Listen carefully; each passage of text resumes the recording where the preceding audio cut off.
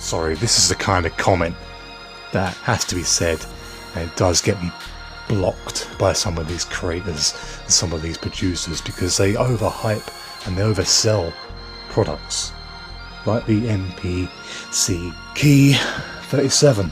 This guy's talking about how AKAI is going to release a device like this with a computer inside it that's going to allow you to load in your door.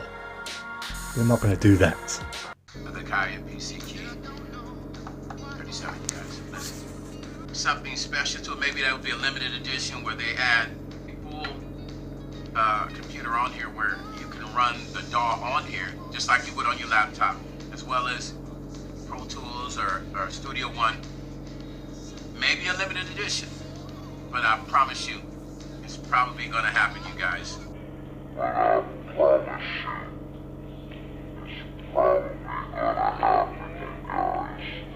Anyway, so he talks about how he thinks AKAI is going to make a future device have a computer that's going to allow you to have the ability to use any DAW on the device. And here's my comment. No, AKAI won't make it possible to load other DAWs on their devices. That's completely the opposite to what they will do. If they did that, then the MPC would just be a normal Mac or Windows computer with built-in MIDI controller. Their software on their devices is their whole point of design, and that will never change. Also, you're missing the fact that all the mechanics of modern MPCs are all inMusic Corp stock, used across brands like M-Audio.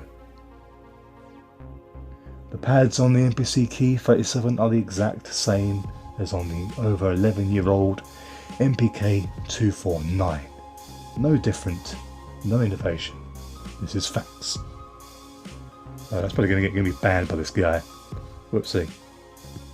And I liked my own comment for good measure. The thing is, I've seen not just this guy, but other creators say the same thing about the MPC Key 37 and AKAI in general. You know, we're going to innovate this, going to innovate that. They won't innovate anything. They don't have to, because all their stock and everything they do comes from inMusic, and they use the same technology across all brands because it's cheaper, easier and more efficient to stock. The only thing that's different about these sort of devices here is the interface. Things like software that AKAI can manage themselves. But as far as the hardware, this is all the same stuff that's in M-Audio gear, for example. The same keys will be in there, the same technology that does the pads, the knobs, the encoders, all the same. One of the first devices to have this current iteration of software. And the hardware, like I say, is exactly the same as what was in the MIDI controllers and devices from 11 years ago. I choose the MPK 249 because I have one over there, and that was the keyboard long before the Key 61 came around. But even the keys 249 were taken from the MPK 49, about 5-6 years before that.